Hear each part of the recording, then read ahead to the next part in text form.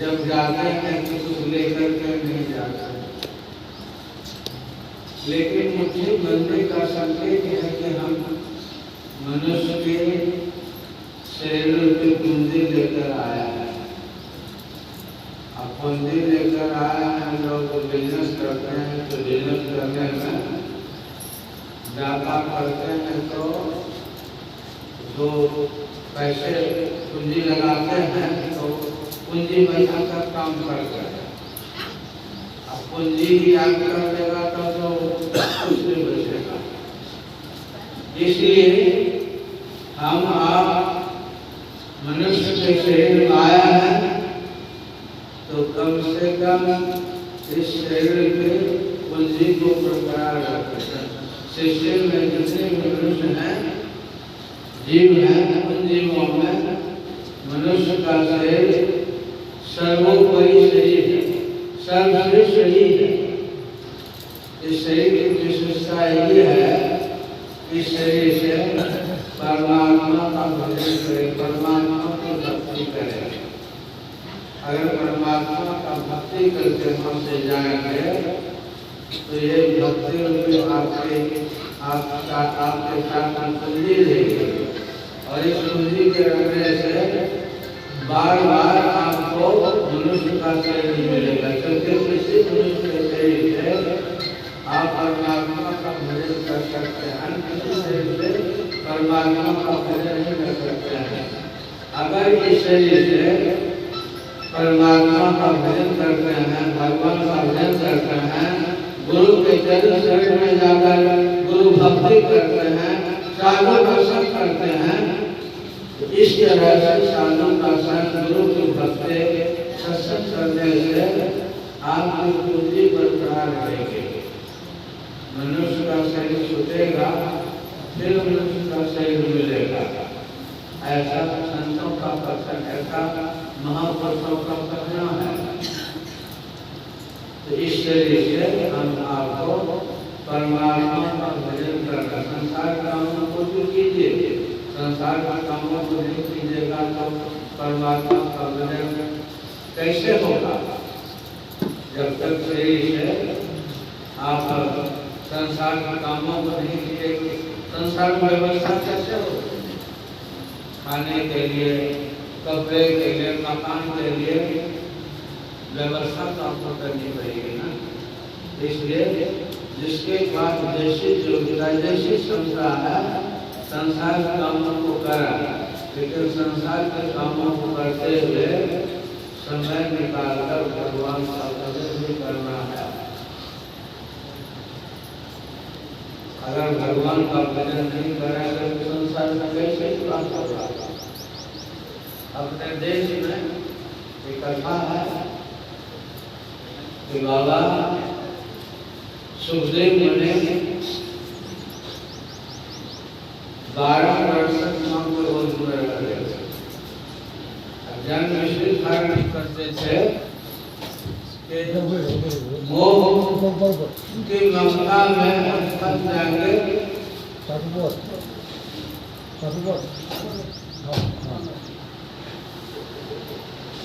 मोह की ममता में फंस करके भगवान का भजन नहीं कर पाएंगे। इसीलिए वो संसार एक ऐसा है कि संसार में जो भी आते हैं करीब करीब फंस ही जाता है। तो ऐसे दुर्लभ होते हैं जो संसार में फंसते नहीं, संसार से निकल जाता है। जो गुरु के चरण शरण में रहकर गुरु ज्ञान के अनुसार चलते हैं तो संसार में नहीं फंसते। इसीलिए अपने देश में मुझे जैसे गुरु की बड़ी आवश्यकता है। मुझे जैसे गुरु ज्ञान का है अज्ञान बनो, तंगनो का है प्रकाश, निर्गुण का है जो सगुण बनो सो गुरु सीधा। ज्ञान की बात करते हैं, ज्ञान में जाकर मतलब हम आप इस ज्ञान में माया का ज्ञान है, माया का ज्ञान में हम सब अज्ञानता में पड़े हुए रहते हैं। इस ज्ञान में हमेशा किसी प्रकार से दुख होते रहता है। और जिसको अध्यात्म ज्ञान हो जाता है उस ज्ञान में हमेशा उस ज्ञान में रहते हैं और ज्ञान में रहने से उनसे अपकर्म नहीं होता, पाप कर्म नहीं होता है। उसी ज्ञान में हमेशा रहते हैं। तो उसी तरह जो ज्ञानी होते हैं संसार में रहते हुए भी संसार से निरासक्त रहते हैं, संसार पर आसक्ति नहीं होती।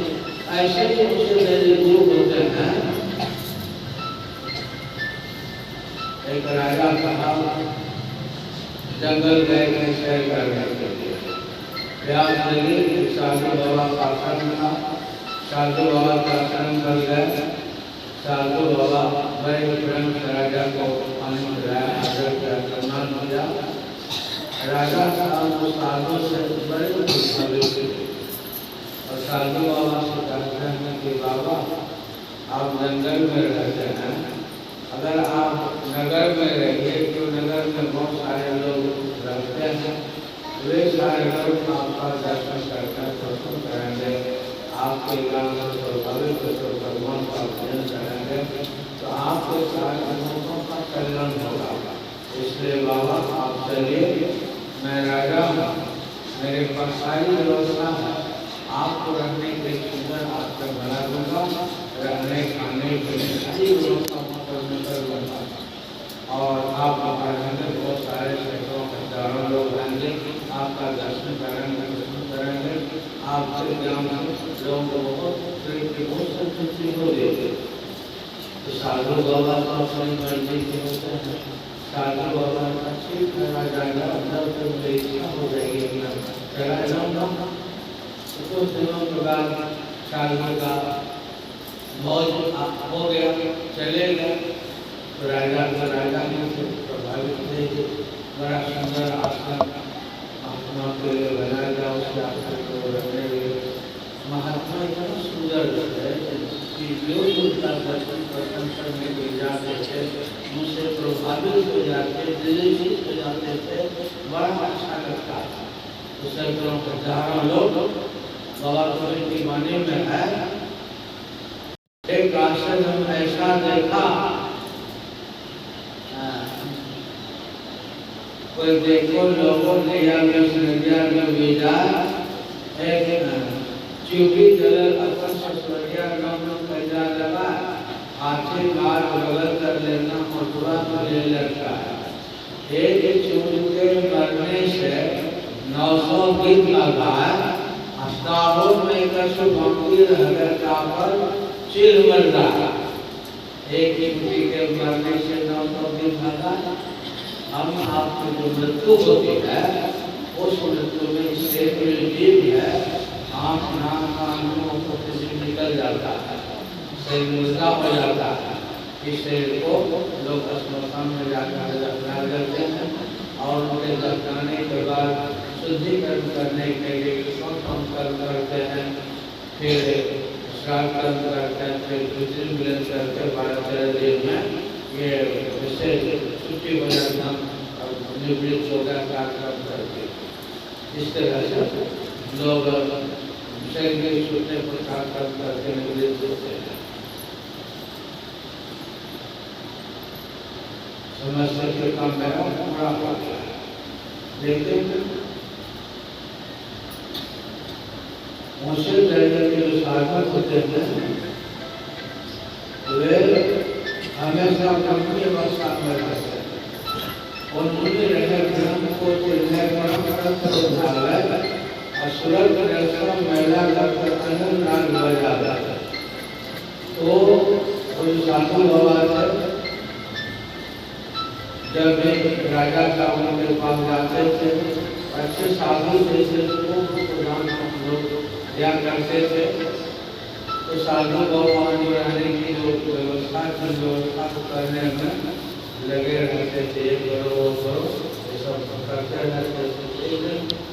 साधु राजा साहब पूछते हैं कि बाबा मैं जब भी आपके पास आता हूँ कि मैं आपका दर्शन करूँगा और भजन सुनूंगा, गान सुनूंगा, लेकिन जब भी आता हूँ हमेशा आप कार्य में व्यस्त रहते हैं, जुड़े रहते हैं, तो हमें और आप में क्या अंतर हुआ?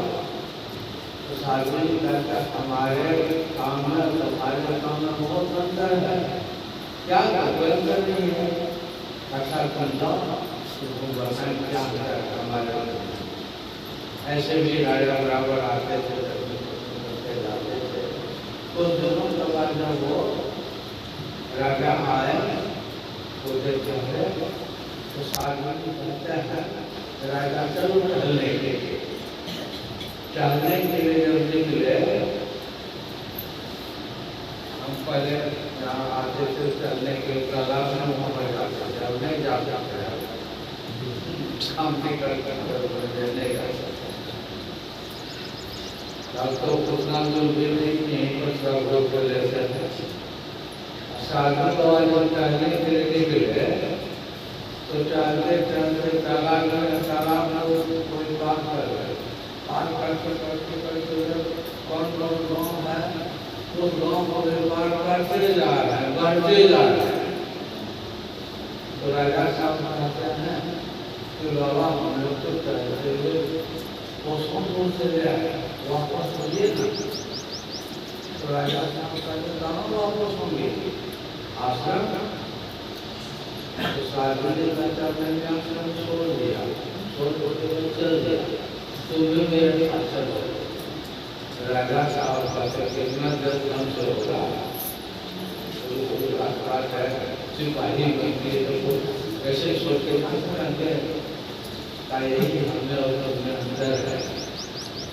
मेरी इच्छा हो गई जब तक से आश्रम में थे, इच्छा हो गई छोड़ना तो छोड़ दिया, तुमसे बोला तुम नहीं छोड़ सकोगे, हमने तो सही नहीं किया।